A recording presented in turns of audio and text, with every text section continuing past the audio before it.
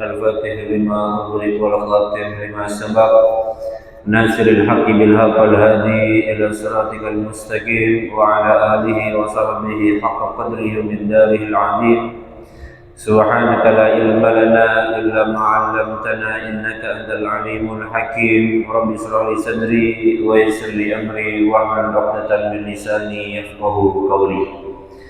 Alhamdulillah yang kita hormati bersama kepada DKM Masjid Al-Ikhlas Cipete beserta dengan jemaah salat maghrib, semoga Allah senantiasa memudahkan rezeki kita, membukakan kepada kita pintu rezeki yang luas, yang baik, yang berkah, yang bermanfaat untuk kita dan untuk keluarga kita. Amin amin ya rabbal alamin. Alhamdulillah, pada maghrib kali ini kita melanjutkan membahas tentang tafsir surah Al-Baqarah, di mana saat ini kita masuk di ayat ke-114 dalam surah Al-Baqarah, di mana Allah Subhanahu wa taala berfirman, "A'udzu billahi minasyaitonir rajim. Wa man adlamu mimman mana'a masajidallahi ay yudhkara fiha ismuhu wa sa'a fi kharabiha. Ulaika ma kana lahum ay yadkhuluha illa khaifin. Lahum fid dunya khizyun wa lahum fil akhirati 'adzabun 'adzim." Bismillahirrahmanirrahim. Dalam ayat ini Allah Subhanahu wa taala berfirman, "Wa man awlamu," dan adapun seseorang yang awlam, yang paling berbuat zalim, mimman, dari seseorang, mana'a masajidallah, yang berusaha untuk mencegah orang-orang lain untuk menuju ke masjidnya Allah. Untuk apa? Ayyudhkara fiha ismuhu, agar orang lain melakukan yang namanya berzikir kepada Allah, mengingat Allah, mengagungkan Allah. Di mana? Fiha, di dalam masajidallah, di masjid-masjidnya Allah. Bukan cuma itu, wasa'a fi kharabiha, tetapi juga dia berusaha untuk merobohkan masjid-masjidnya Allah. Maka Allah mengatakan, ulaika maka nalahum, adapun mereka semua, tidaklah mereka semua itu ayyadkhuluha, masuk ke dalam masjidnya Allah, illa, kecuali khaifin, dalam kondisi ketakutan. Lahum, bagi mereka, fid dunya, di dalam kehidupan dunia, khizyun, hidup yang penuh dengan kehinaan, wa fil akhirati, walahum fil akhirati, dan ialah bagi mereka fil akhirah, nanti di akhirat, adzabun adzim, akan mendapatkan azab yang sangat besar, azab yang sangat agung, yang sangat besar sekali. Baik, dalam ayat ini, ayat ke-114, Allah ingin menginformasikan kepada kita tentang beberapa poin penting terkait bagaimana kita sebagai umat Islam mampu bermuamalah, berinteraksi, membangun hubungan yang baik, bukan kepada manusia, bukan, tapi bagaimana kita membangun hubungan yang baik, membangun ikatan yang baik kepada satu tempat yang agung sekali, yaitu masjidnya Allah. Jadi ayat ini Allah ingin menginformasikan agar kita sebagai umat Islam jangan sampai menjadi orang yang paling dolim. Jangan sampai kita menjadi orang yang paling jahat, paling kejam. Kenapa? Karena dalam ayat ini Allah ingin menerangkan kepada kita tentang sekelompok orang yang mana ini telah terjadi jauh sebelum kehidupan kita, yaitu di kehidupan Nabi Muhammad Sallallahu Alaihi Wasallam. Dalam ayat ini Allah mengatakan, waman adlamu, ay la ahad adlam.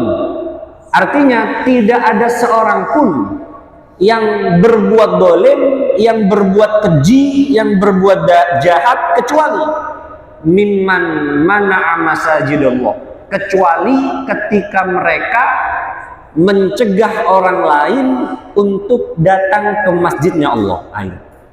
Maka kata Al-Quran ini, orang yang paling zalim sikap akhlaknya ketika ada orang lain hendak datang ke masjidnya Allah, tapi sayang mereka mencegah orang tersebut untuk datang memakmurkan masjidnya Allah. Ini kata Al-Quran, adlam, itu sikap yang paling zalim. Karena definisi zalim itu, ulama mengatakan wad'us syai' fi ghairi mahalli, meletakkan sesuatu bukan pada tempatnya, itu disebut zalim. Contoh, ada orang yang tidak ahli menjadi sopir mobil, kemudian disuruh kamu jadi nyopir ya mobil, dia nggak bisa. Nah, ini disebut zalim. Contoh, ada orang disuruh menjadi dokter, tapi dia tidak paham ilmu kedokteran, dipaksa berbicara urusan kedokteran, maka orang ini berbuat zalim. Kenapa? Karena dia memposisikan dirinya bukan sesuai dengan kapasitasnya. Itu disebut zalim. Kenapa? Karena nanti berdampak terhadap orang lain. Dan kalau kita bicara dalam Quran, orang yang paling zalim selain orang mencegah datang ke masjid, itu dikatakan asyirku billah, syirik kepada Allah. Makanya dalam surah Luqman dikatakan innasyirka la zulmun adzim. Orang ketika dia berbuat syirik, maka perbuatan syirik itulah kedoliman yang sangat besar. Kedoliman yang sangat besar, berbuat syirik kepada Allah, yaitu menduakan Allah. Dalam ayat ini Allah berbicara tentang kejadian orang-orang terdahulu, di mana kalau kita buka di beberapa referensi tafsir seperti yang ditulis oleh Al-Imam Ibnu Katsir, Al-Imam At-Tabari, Al-Imam Al-Qurtubi, terdapat 3 persoalan. Pertama, ayat ini membahas tentang kondisi Baitul Maqdis, bukan kondisi sekarang, tetapi membahas tentang kondisi Baitul Maqdis. Kenapa? Karena dulu Baitul Maqdis ini sempat dikuasai oleh orang-orang Nasrani, yang mana orang-orang Nasrani ini itu berpahaman ekstrim, keras. Ya, orang-orang Nasrani berpaham ekstrim. Ada orang datang ke Baitul Maqdis oleh orang-orang Nasrani, tidak boleh. Ada orang ingin mengagungkan atau ingin memakmurkan Baitul Maqdis oleh orang Nasrani, dilarang. Maka ayat ini membahas tentang kondisi orang-orang Nasrani ketika ada orang lain hendak memakmurkan Baitul Maqdis. Maka mereka mana'a masajidallah, mencegah orang lain untuk datang ke Baitul Maqdis. Itu pendapat pertama. Dan ini pendapat yang dikuatkan oleh Al-Imam At-Tabari. Tapi pendapat kedua yang dipilih oleh Al-Imam Ibnu Katsir dalam tafsirnya, ayat ini bukan membahas tentang Baitul Maqdis, bukan. Tetapi ayat ini membahas tentang Nabi Muhammad. Ayat ini membahas tentang Nabi Muhammad. Kenapa Nabi Muhammad? Karena dulu semenjak Nabi Muhammad hidup pada tahun ke-6 Hijriah, di bulan Dzulqa'dah itu ada terjadi satu perjanjian, Pak. Dikenal dengan perjanjian Hudaybiyah. Perjanjian Hudaybiyah, yaitu perjanjian yang dibangun Nabi Muhammad bersama dengan orang-orang musyrik di Mekah yang dipimpin oleh Suhail bin Amr. Jadi orang Mekah, seorang diplomat yang bernama Suhail itu datang ke Nabi Muhammad untuk membangun yang namanya perjanjian. Disebut dengan perjanjian Hudaybiyah. Itu terjadi di tahun ke-6 Hijriah, di bulan Dzulqa'dah. Ketika Nabi Muhammad membuat perjanjian dengan orang-orang musyrik Mekah, dalam catatan perjanjian itu poin-poin perjanjian itu terdapat satu perjanjian yang mana perjanjian dalam poin tadi itu sangat merugikan umat Islam, sangat merugikan. Ini menarik nih. Ini kecerdasan Muhammad, kecerdasan Nabi Muhammad. Kalau kita kan buat perjanjian pasti sama-sama untung, sama-sama rugi. Nabi Muhammad enggak. Nabi Muhammad ketika membangun perjanjian, Nabi Muhammad oleh para sahabat ditanya, oh Nabi kok membuat perjanjian dengan orang kafir, dengan orang musyrik, tapi isi perjanjian merugikan umat Islam. Rugi, isinya itu merugikan. Di antaranya umat Islam selama 10 tahun tidak boleh datang ke Masjidil Haram. 10 tahun nggak boleh datang. Jadi kalau ada orang Islam datang ke Masjidil Haram dalam masa-masa tersebut, maka merusak perjanjian. Itu perjanjian yang dibuat oleh orang-orang musyrik dengan Nabi Muhammad, dikenal Hudaybiyah. Selama 10 tahun umat Islam dilarang memasuki Masjidil Haram untuk apapun, tidak boleh. Makanya umat Islam ketika itu tidak bisa datang ke Masjidil Haram, sehingga dari kejadian itu turunlah ayat ini. Dikatakan oleh Allah Subhanahu wa taala, orang yang paling dolim di muka bumi ketika ada orang datang ke Masjidil Haram untuk mengagungkan Masjidil Haram tapi dicegah oleh orang-orang musyrik. Itu kata Allah, Allah itu orang yang sangat paling berbuat dolim di muka bumi. Nggak boleh. Seperti logikanya ketika ada orang ingin berbuat baik, saya ingin berbuat baik dah, jangan berbuat baik, nggak usah, begitu loh. Nah ini kan jahat ini. Artinya apa? Ketika ada orang berbuat baik dicegah oleh orang lain, apalagi berkaitan dengan Masjidil Haram. Karena hal-hal yang berkaitan dengan Masjidil Haram itu ada tuntutan syiar. Harus yang namanya mensyiarkan nilai-nilai Islam, harus. Artinya tidak boleh masjid ini sepi dari kegiatan-kegiatan kebaikan, nggak boleh sepi. Harus ada orang yang memakmurkan masjid. Nah, kata-kata makmurkan masjid itu satu akar dengan umur, Pak. Jadi umur itu dengan makmur, memakmurkan itu satu akar. Jadi kan umur itu kalau bahasa Indonesia itu menyerap bahasa Arab, umur. Makanya ulama mengatakan begini, umur dengan usia itu beda. Usia dengan umur berbeda. Tidak setiap usia layak dikatakan umur. Nggak setiap. Ada orang usianya 70 tahun, umurnya belum tentu 70 tahun. Tapi kalau umur udah pasti usia. Kata ulama begitu. Apa perbedaannya? Kalau usia umur beda. Kalau usia itu lebih kepada waktu, ajal, itu usia. Artinya contoh, orang diberikan usia 70 tahun selama hidupnya, itu usia. Kalau umur, ketika usia seseorang diisi dengan kebaikan-kebaikan, itu dinamakan usia, dinamakan umur. Makanya beda, usia dengan umur beda. Ada orang usianya 70 tahun, umurnya bisa 50 tahun, 40 tahun. Kenapa? Karena tadi, selama usia yang dimiliki oleh seorang tersebut, sudah berapa banyak kebaikan yang diisi oleh orang itu. Makanya masjid, memakmurkan masjid. Apa maksudnya? Mengisi masjid dengan berbagai macam kegiatan positif. Itu maksudnya. Makanya ada satu ulama yang nulis kitab yang berjudul Tashilu Lizuwaril Masajid. Ya, Tashilul Maqasid Lizuwaril Masajid. Apa kitabnya? Kitab ringkasan untuk memudahkan seseorang agar ketika datang berziarah ke masjid dia tahu apa yang harus dilakukan. Itu tuh. Saya ngajar kitab ini di Masjid Nurul Yakin. Kitabnya Talkhis Tashilul Masajid Lizuwaril Masajid itu. Kitab yang ditulis oleh ulama bagaimana cara kita bermuamalah, berinteraksi dengan masjid. Ada orang tidur di masjid, ini gimana sikap kita? Bagaimana datang kita ke masjid, niat kita ke masjid. Dalam kitab itu jelaskan gini, Pak. Orang kalau datang ke masjid itu jangan cuma niatkan sholat, jangan, Pak. Pahalanya satu. Datang ke masjid, niatkan yang banyak.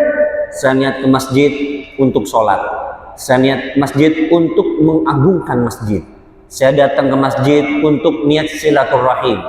Saya niat datang ke masjid untuk mensyiarkan kegiatan-kegiatan baik. Pahalanya banyak. Makanya disebut dengan ta'addudun niyah.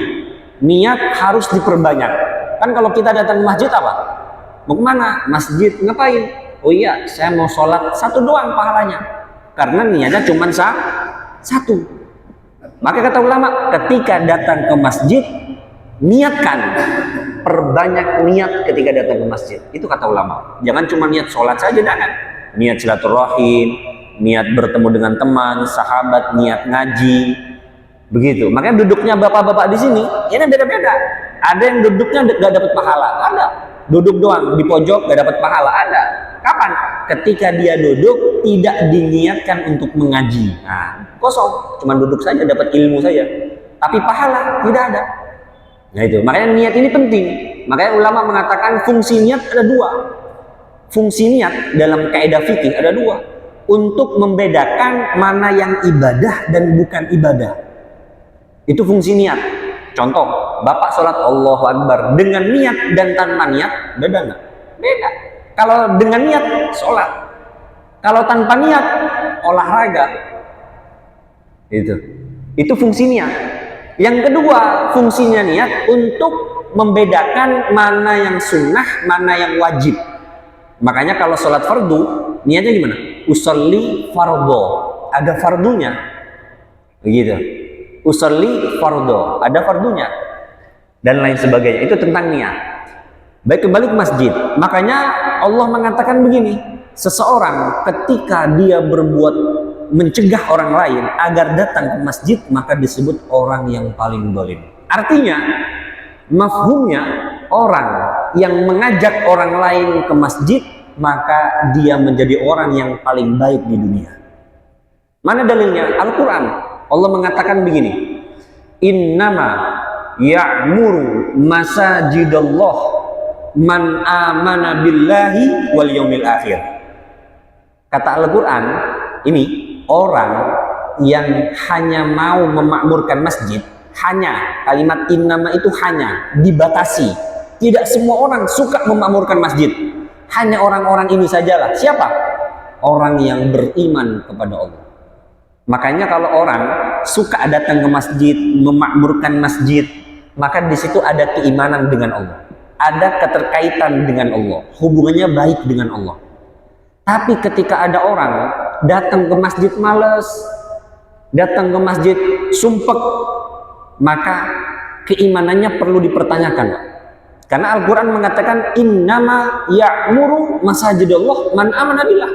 Orang yang mau memakmurkan masjid hanya orang yang beriman kepada Allah. Itu Pak. Hanya orang yang beriman kepada Allah.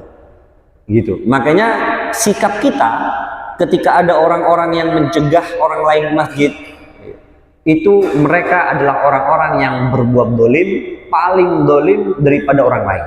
Itu dikatakan Quran. Gitu. Makanya dikatakan mimman mana'a masajidallah. Nah, menarik ini. Kalimatnya menggunakan masajid. Sedangkan masajid ini itu bentuknya jamak. Jamak artinya banyak, plural. Apa maksudnya? Menunjukkan bahwasannya sekalipun ayat ini bermaksud bukan kepada semua masjid, hanya Masjidil Haram atau Baitul Maqdis, tetapi ayat ini bermaksud untuk semua masjid. Artinya ketika ada orang yang ingin menahan orang lain untuk datang ke masjid ketika menggunakan ayat ini, loh, ini kan ayatnya kan hanya khusus Masjidil Haram. Oh enggak, maksudnya untuk semua masjid. Ketika ada orang datang ke masjid tapi dicegah orang lain, maka disebut adlam. Karena berkaitan tentang semua masjid yang ada di muka bumi ini, masajid. Begitu. Untuk apa? Ayyudhkara fiha ismuhu. Untuk yang namanya menyebut nama Allah, mengingat Allah, mengagungkan Allah Subhanahu wa taala. Dicegah, itu dosa. Dosa besar. Ada orang berbuat baik dicegah, itu dosa. Makanya sebagian ulama berpendapat begini, ketika ada orang minta diislamkan, artinya dia ingin masuk Islam. Pak, saya ingin syahadat. Oh ya, besok saja ya. Itu nggak boleh sebenarnya. Kenapa? Karena ketika dia mengatakan besok saja, selama masa jam-jam kosong itu, maka dia ridho terhadap kekufuran orang. Gitu nggak boleh. Ada orang, Ustaz, saya minta tolong islamkan saya. Oh, besok saja ya. Itu jangan. Secepatnya langsung. Kalau bisa secepatnya diislamkan. Gitu loh. Karena kalau besok itu bisa berubah. Nanti malam, oh gak jadi dah masuk Islam. Nah begitu. Kalau bisa ketika ada orang ingin masuk Islam, secepatnya untuk melakukan keislaman itu. Bukan cuma itu, wasa'a fi kharabiha. Tetapi orang tersebut juga berusaha untuk merobohkan masjid. Nah itu, merobohkan masjid. Masjid dirobohkan. Sehingga ulama menjelaskan, yaitu Syekh Muhammad Al-Amin Asy-Syinkiti di dalam kitabnya Adwa'ul Bayan, kata beliau, maksud daripada merobohkan masjid itu bukan maksud secara roboh fisiknya, bukan. Akan tetapi itu bermaksud metafor. Sesuatu nilai-nilainya dihilangkan. Masjid yang seharusnya berfungsi untuk mempersatukan umat Islam, untuk sholat, untuk kebaikan, tapi digunakan bukan pada fungsinya. Digunakan tidak sesuai dengan tujuannya. Karena tujuan masjid untuk sholat, untuk beribadah, tapi wasa'a fi kharabiha. Dia berusaha merobohkan nilai-nilai yang terdapat di masjid. Dirobohkan. Ada orang datang untuk ngaji ibadah, nggak boleh. Masjid tidak ada kegiatan pengajian, masjid tidak ada kegiatan kumpulan bakti sosial, bansos dan sebagainya. Itu dihilangkan. Itu tidak sesuai dengan nilai-nilai Islam. Apalagi masjid menjadi tempat yang hanya dinikmatin oleh kelompok tertentu. Itu nggak boleh. Oh, masjid ini hanya kelompok ini saja, nggak boleh. Masjid itu hanya dapat dirasakan oleh umat Islam semuanya. Tidak boleh dikhususkan hanya kelompok tertentu saja. Tidak sesuai dengan nilai-nilai masjid. Karena Nabi Muhammad ketika datang dari Mekah ke Madinah, yang dibangun pertama kali apa? Masjid. Apa tujuan Nabi Muhammad membangun masjid? Untuk mempersatukan semua umat Islam, yang umat Islam itu terbelah-belah. Pemikiran ini, kelompok ini, kemudian bangsa ini, bisa-bisa dikumpulkan di masjid. Kan Islam ketika di Madinah udah bukan cuman dinikmati oleh orang Arab, tidak. Ada orang Persia, ada orang Habsyi, Habasyah, itu banyak masuk Islam, sehingga perlu tempat untuk mempersatukan umat Islam menjadi umat yang satu. Makanya masjid tidak boleh dinikmatin hanya sekelompok saja. Masjid harus dinikmatin oleh semua umat Islam.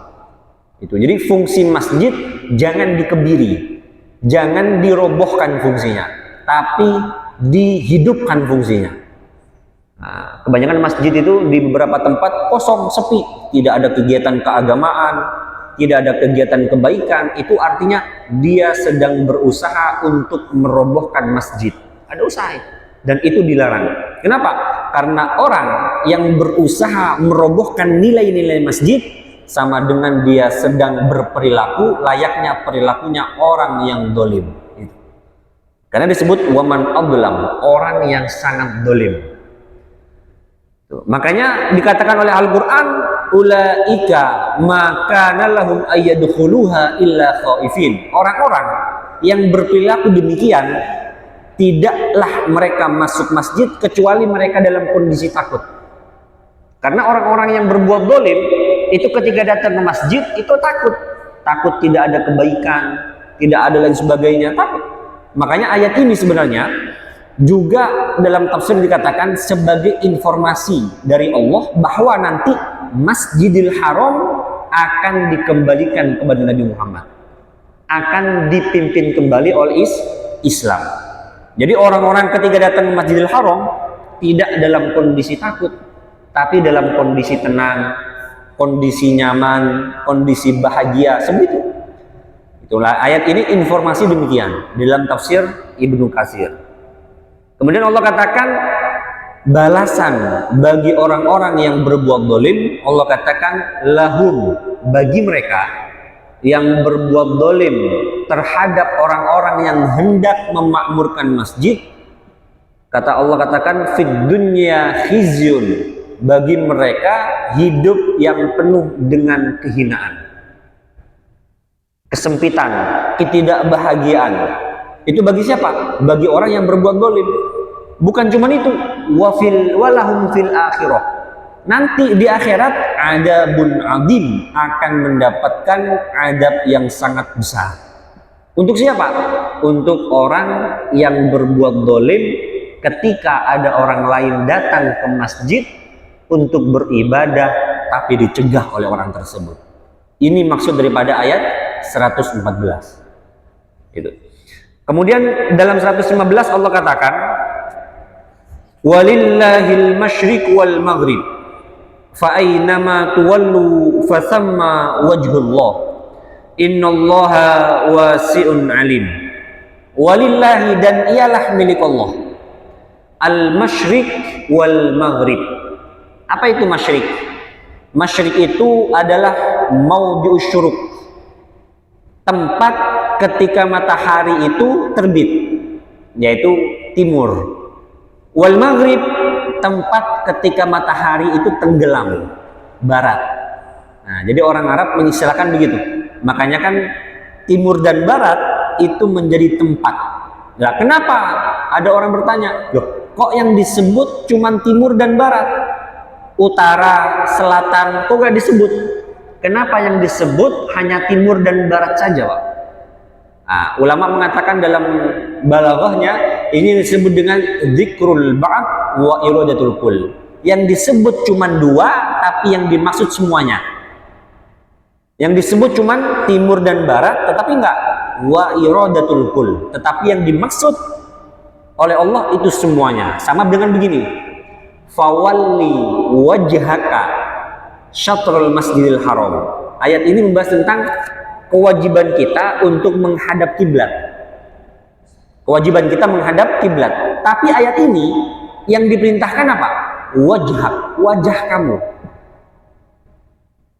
Hadapkanlah wajah kamu ke arah kiblat. Pertanyaannya, berarti kalau selain wajah boleh dong tidak menghadap kiblat? Contoh, saya sholat Allahu Akbar, yang hadap kiblat cuma wajah, badannya bengkok begini, boleh tidak? Nggak boleh, karena yang dimaksud bukan wajah sebenarnya, yang dimaksud dada.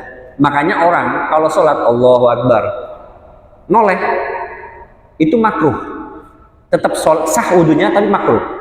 Tapi kalau sudah berpindah dadanya, nah ini batal sholatnya batal.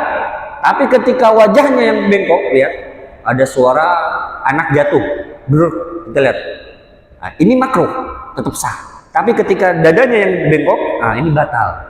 Tapi ayatnya fawalli wajhak, hadapkan wajah kamu. Nah ini, kok wajah padahal dada? Nah ini yang disebut dengan ulama, yang dimaksud oleh Allah itu dada, bukan wajah. Walaupun ayatnya mengatakan fawalli wajhak, hadapkan wajah kamu. Begitu juga dengan ayat ini, walillahil masyriqu wal maghrib. Dan ialah milik Allah arah timur dan arah barat. Jadi timur dan barat ini semuanya milik Allah. Semuanya milik Allah. Fa aynama tuwallu, maka dimanapun ya, tuwallu, kalian hadapkan pandangan kalian, hadapkan wajah kalian, fasamma, maka disanalah ayyuhunaka wajhullah, disanalah wajahnya Allah. Nah ini nih, wajahnya Allah. Sebagian orang mengartikan Allah punya wajah, ya bukan. Allah tidak punya wajah, karena Allah katakan laisa kamitslihi syai'un, tidak ada seorang pun yang sama dengan Allah, nggak ada. Jangan sampai berpikiran Allah punya wajah, bentuknya ada matanya, ada hidungnya, ada telinganya, ada giginya. Tidak, Allah tidak sedemikian. Maksudnya wajah di sini adalah kiblat, arah. Jadi fa'aina matuwallu fasamma wajhullah. Dimanapun kalian berada, maka hadaplah kepada arahnya Allah. Itu maksudnya. Hadaplah kepada arah Allah. Innallaha wasi'un alim. Sesungguhnya Allah itu wasi', luas sekali rahmatnya. Wasi', luas sekali kebaikannya, alim, yang maha mengetahui. Baik. Ayat ini, ayat ke-115 membahas tentang kiblat. Kiblat umat Islam itu dulu pertama kali itu Masjidil Haram, kiblat pertama. Jadi umat Islam dulu pertama itu menghadap ke Masjidil Haram. Baru setelah itu berpindah ke Masjidil Aqsa, berpindah tempat. Baitul Maqdis berpindah. Ketika berpindah ke Baitul Maqdis, orang-orang Nasrani, orang-orang Yahudi ini senang. Wah, Muhammad ngadepnya ke kita nih. Kiblatnya sama dengan kita, umat-umat Nasrani nih. Umat-umat Yahudi sama. Nah, orang-orang mereka senang. Nah, maka dari itu Nabi Muhammad dikatakan dalam Al-Quran, taqallub. Nabi Muhammad dia itu setiap hari itu suka beribadah kepada Allah, suka minta doa kepada Allah. Apa doanya? Minta supaya kiblatnya dipindahkan dari Baitul Maqdis untuk dikembalikan ke Masjidil Haram, ke Ka'bah. Kiblat yang dulu nenek moyang Nabi Muhammad, yaitu Nabi Ibrahim, menghadap ke sana. Itu jadi kiblatnya itu ada perpindahan. Dan kiblat di Baitul Maqdis itu selama 16 bulan. Jadi Nabi Muhammad menghadap ke Baitul Maqdis itu selama 16 bulan, atau dalam riwayat lain 17 bulan. Tahu tidak? Perpindahan kiblat terjadi di kapan? Bulan ini, Pak. Jadi bulan sekarang, bulan Sya'ban, itu terjadi namanya tahwilul kiblat. Perpindahan kiblat. Bulan Sya'ban ini. Makanya bulan Sya'ban ini bulan agung, bulan mulia. Makanya Nabi itu ketika ditanya, Nabi Muhammad, kok Anda puasa di bulan Sya'ban? Iya, saya senang berpuasa di bulan Sya'ban. Kenapa? Karena ketika amal ibadah saya dihadapkan kepada Allah, saya dalam kondisi berpuasa. Bulan Sya'ban. Makanya bulan Sya'ban ini bulan mulia, bulan penuh kebaikan. Bahkan ulama mengatakan, Sayyid Muhammad bin Alawi Al-Maliki, beliau mengatakan dalam kitabnya Mada fi Sya'ban, kata beliau, man awwada nafsahu fihi bil ijtihad faza fi Ramadan bihusnil i'tiyad. Orang ketika masuk bulan Sya'ban, sekarang bulan Sya'ban nih, masuk bulan Sya'ban, apa yang dilakukan? Awwada nafsah, dia mempersiapkan dirinya dengan persiapan yang baik. Jadi mempersiapkan bulan Ramadan itu bukan ketika awal-awal Ramadan, Pak, bukan. Mempersiapkan menjemput Ramadan itu di bulan Sya'ban. Jadi di bulan Sya'ban udah harus dipersiapkan. Apa persiapannya? Puasa, suka berinfak, suka berbuat kebaikan, itu membaca Quran di bulan Sya'ban. Jangan nunggu ketika awal Ramadan, ayo siap-siap. Oh, siap-siapnya bulan Ramadan. Tidak, persiapannya di bulan Sya'ban. Kata Sayyid Muhammad, orang kalau mempersiapkan di bulan Sya'ban, faza fi Ramadan bihusnil i'tiyad, akan beruntung nanti ketika masuk bulan Ramadan. Beruntung, kenapa? Sudah mempersiapkan di bulan Sya'ban. Seperti kita, ada orang, contoh saya nih, ketika saya menyampaikan apa yang saya ajarkan dalam kitab tafsir, apakah persiapan saya ketika mau tampil? Enggak. Mau maju? Tidak. Persiapannya jauh-jauh hari. Saya baca buku, baru nanti ketika sudah membahas persoalan fikih, tafsir, siap saya. Tapi ketika orang belum ada persiapan, baru persiapannya di bulan Ramadan, bingung, aduh. Tapi ketika sudah mempersiapkan di bulan Sya'ban, nanti bulan Ramadan akan beruntung, Pak. Nah, perpindahan kiblat kapan? Di bulan Sya'ban. Jadi kiblat itu dari Baitul Maqdis kembali lagi ke Masjidil Haram terjadi di bulan Sya'ban. Dalam ayat ini juga Allah katakan, membahas tentang, sebagian ulama membahas tentang boleh tidak orang sholat bebas kiblatnya. Nah, ini fikih. Orang sholat, saya nggak mau menghadap ke barat, ke Masjidil Haram, kan Allah katakan walillahil masyriq wal maghrib fa ayyama tuwallu fasamma wajhullah. Dimanapun kita menghadap, ya di situ arahnya, boleh bebas. Nah, ini bahayanya orang yang tidak paham ilmu nahwu shorof, ilmu ulumul Quran, membahas tentang Quran. Apalagi yang kejadian kemarin tentang pendekar silat, membahas tentang ilmu keagamaan. Nah, ini bahaya. Bukan di bidangnya, tapi membahas tentang ilmu keagamaan. Ini bahaya. Ayat ini membahas hanya khusus sholat sunnah. Sholat sunnah itu boleh Pak. Bapak naik mobil, saya niat sholat sunnah witir di mobil, boleh tidak? Boleh. Nabi Muhammad sholat witir dalam kondisi beliau naik kendaraan unta. Nabi Muhammad sholat witir ketika Nabi dalam kondisi berkendara. Sholat apa lagi? Sholat qobliyah boleh. Sholat sunnah apapun an-nafilah itu boleh mengerjakan di kendaraan. Yang nggak boleh sholat wajib, nggak boleh. Jadi bapak sholat wajib arah kiblatnya asal-asalan nggak boleh. Gitu, oh saya mau sholat wajib kiblatnya selatan, nggak bisa. Karena Nabi Muhammad ketika dalam kondisi sholat sunnah, Nabi Muhammad dalam kondisi berada di atas kendaraan. Tapi ketika Nabi Muhammad sholat wajib, sholat fardu, Nabi turun. Tidak naik kendaraan, tapi Nabi Muhammad tuh turun. Untuk apa? Untuk sholat fardu, menghadap kiblat dalam kondisi berdiri yang sempurna. Makanya saya punya guru yang saat ini sedang di Malaysia. Mohon maaf, beliau sedang izin ke Malaysia. Nah, guru saya itu Ustaz Fauzan, ketika naik kendaraan sebelum subuh, saya biasanya nganterin naik mobil pengajian mana-mana, itu suka terbiasa sholat sunnah. Jadi ketika saya nyetir, Ustaz Fauzan wirid dulu baca Quran, bacanya surah Toha. Jadi kata beliau, bagus orang sebelum subuh baca Toha, Pak. Surah Toha.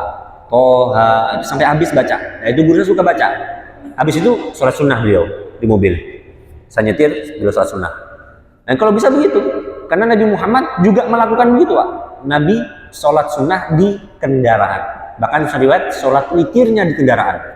Jadi kalau bapak perjalanan jauh, dimanapun bapak berada, sholat witir sempat-sempatkanlah. Sekalipun di jalan, sekalipun di jalan. Tapi kalau sholat fardu, turun dulu ke masjid, baru sholat fardu. Karena di jalan nggak boleh. Lalu gimana? Ustadz, ada orang sholat naik kereta. Nah itu. Kan naik kereta tuh, ada orang sholat, Allahu Akbar, Allahu Akbar. Ini gimana hukumnya? Sholat fardunya di kereta? Kata ulama, boleh. Sholat fardu di kereta boleh. Apa bedanya dengan Nabi Muhammad naik kendaraan? Beda. Nabi Muhammad ketika naik kendaraan, ini usul fiqh ya, Nabi Muhammad bisa mengendalikan kendaraan. Berhenti, berhenti. Kereta Pak, berhenti, tetap jalan. Nah itu perbedaannya, usul fiqhnya di sini. Jadi ulama membahas. Kan Nabi Muhammad naik kendaraan, unta, berhenti untanya. Turun Nabi Muhammad sholat fardu. Pesawat, Pak turun Pak, sama sholat, nggak bisa, turun jatuh kita. Nah ini gimana? Sholatnya tetap menghadap manapun, sesuai dengan arah bukan arah kiblat, arah kendaraan. Contoh, kita mau ke Jawa Timur, naik pesawat, arahnya kiblatnya mana? Arah Jawa Timur, sesuai dengan tujuan kita, itu boleh. Tapi nanti gimana? Sholatnya diqodho, diulangin. Habis sholat di kendaraan, ulangin lagi sholatnya. Kenapa? Itu disebut dengan sholat li hurmatil waqti, untuk menghormati waktu. Itu untuk menghormati waktu. Jadi kalau bisa sholat di kereta, wah ini nggak bisa berhenti nih, sholat aja.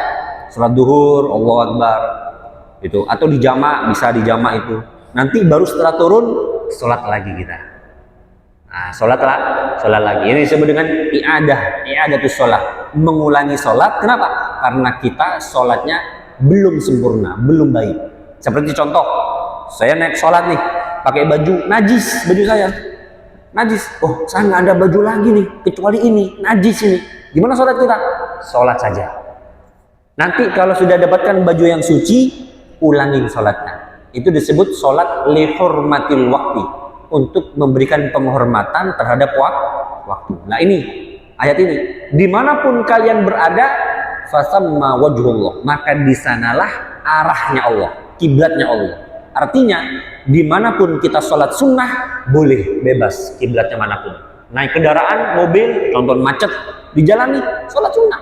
Makanya Pak, kalau bisa di jalan itu baca wirid, istighfar, atau baca Quran di jalan. Itu saya nemenin guru saya juga kalau mana-mana baca Quran. Kalau nggak ngaji, jadi saya kalau sama gurunya bawa kitab, baca kitab, terus sudah selesai istirahat, lanjut lagi baca kitab lagi. Makanya kalau bisa di mobil ada Quran, taruh di atas Quran, dibaca Qurannya. Kalau nggak dengerin pengajian, pakai headset atau pakai TV, dengarkan pengajian. Jadi jangan sampai waktu kita kosong Pak. Saya ngomong, jadikan usia kita menjadi umur. Jadikan usia kita menjadi umur. Jangan sampai usia 70 tahun, umurnya 5 tahun. Artinya apa? Kebaikannya cuma 5 tahun Pak. Habis waktu kita di dunia untuk hal-hal yang tidak manfaat. Itu loh. Makanya jadikan usia kita menjadi umur. Isi usia kita dengan hal-hal yang baik. Gitu. Waktunya. Dikit lagi ya. Baik. Innallaha wasi'un alim. Nah, ini menarik. Sesungguhnya Allah wasi', luas. Ulama menjelaskan maksud wasi' ini bagaimana? Prof. Quraisy Shihab mengatakan dalam tafsir misbahnya, maksudnya wasi' di sini adalah luas rahmatnya. Allah itu rahmat dan kasih sayang luas Pak. Sayang dengan kita. Bahkan dalam sebuah hadis, ketika ada seorang hamba datang kepadaku dalam kondisi berjalan, aku akan mendatangi dalam kondisi berlari. Itu Pak. Allah sayang dengan kita Pak. Makanya dalam Al-Quran dikatakan wasi'at kulla syai', rahmati wasi'at kulla syai'. Kasih sayangku melebihi apapun. Kita mau berdosa, mau banyak masalah di dunia, datangnya kepada Allah, mintanya kepada Allah. Jangan minta sama selain Allah, karena kasih sayang Allah luas. Kemudian alim, maha mengetahui segala apapun. Nah itu Allah Subhanahu wa ta'ala. Kemudian sebagai penutup Allah mengatakan dalam 116, wa qalu ittakhadallahu waladan subhanahu bal lahu ma fis samawati wal ard kullun lahu qanitun. Ayat ini membahas tentang sikap orang-orang Nasrani dan orang-orang Yahudi. Nah ini. Orang Nasrani dan Yahudi, apa yang mereka katakan? Wa qalu, dan berkata orang-orang Yahudi dan Nasrani, apa mereka katakan? Ittakhadallahu waladan. Allah memilih, menjadikan orang lain sebagai anaknya. Coba. Jadi Allah menjadikan orang lain sebagai anaknya. Nah, makanya Imam Syafi'i membuat satu syair. Imam Syafi'i mengatakan, qad qila innallaha du waladin. Telah dikatakan Allah punya anak. Selesai. Allah punya anak, kata mereka. Wa anna khairal khalqi qad kahana. Sebaik-baik makhluk telah dihina. Siapa sebaik makhluk? Nabi Muhammad. Allah punya anak, kata orang Yahudi Nasrani. Nabi Muhammad juga dihina. Artinya apa? Masalimallahu min bariyatih. Manusia tidak akan selamat dari cacian hinaan orang lain. Wala nabiyul huda fakaifa ana. Begitu juga Nabi Muhammad, lalu gimana dengan saya, kata Imam Syafi'i. Apa maksudnya? Artinya ketika kita hidup di dunia, pasti kita akan dihina oleh orang lain. Pasti Pak. Tidak lepas dengan cacian orang lain, mustahil. Kenapa? Karena kita hidup di dunia Pak. Jangankan kita, Allah saja yang baik dengan kita, sayang dengan kita, juga dihina, ya kan? Allah punya anak lah, Allah punya anak perempuan, coba. Ada ayatnya, Allah punya anak perempuan, punya anak laki-laki. Nabi Muhammad dihina, apa? Tukang sihir. Artinya, ketika kita hidup di dunia, jangan berharap hidup kita selalu nyaman dari omongan-omongan orang lain. Pasti ada Pak. Tetangga ngomongin begini, keluarga ngomong seperti ini, mustahil kita bisa lepas. Mustahil bisa lepas. Allah wa qalu ittakhadallahu waladan. Allah memilih orang lain dari apa? Menjadikan dia sebagai anaknya.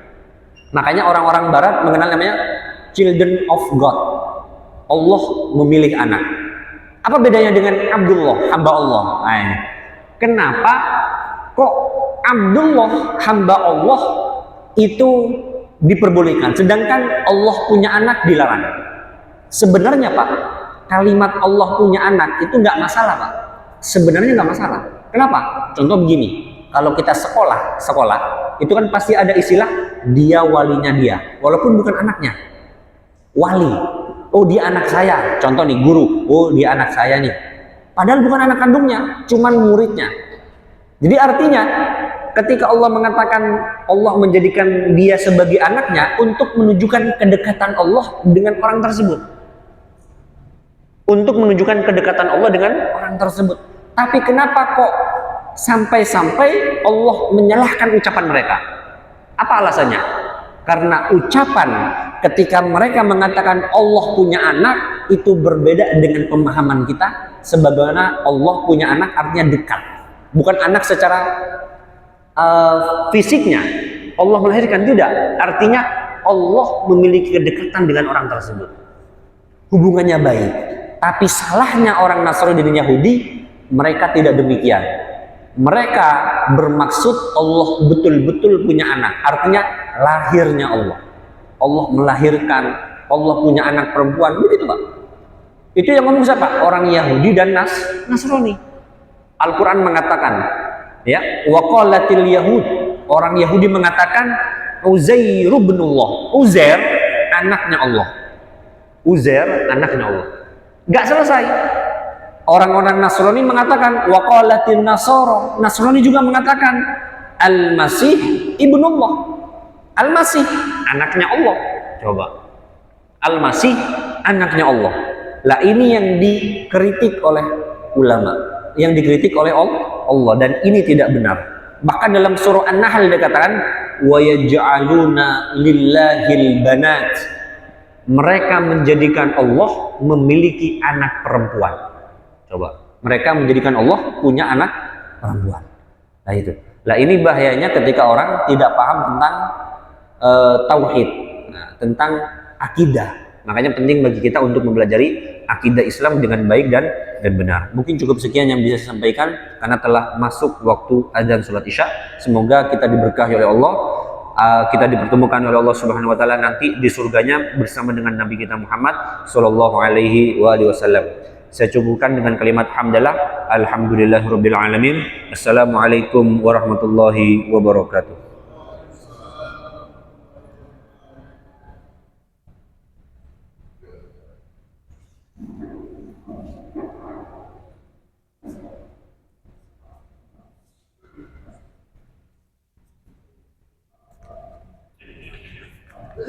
Ya, Pak, makasih Pak.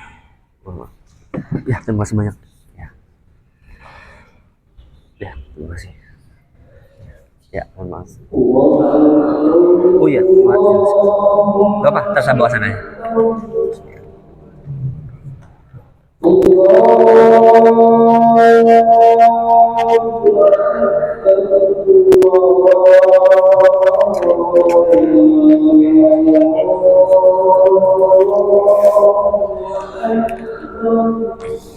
Aduh. Ya, sebentar. Mohon maaf. Mohon maaf kelamaannya. Mohon maaf.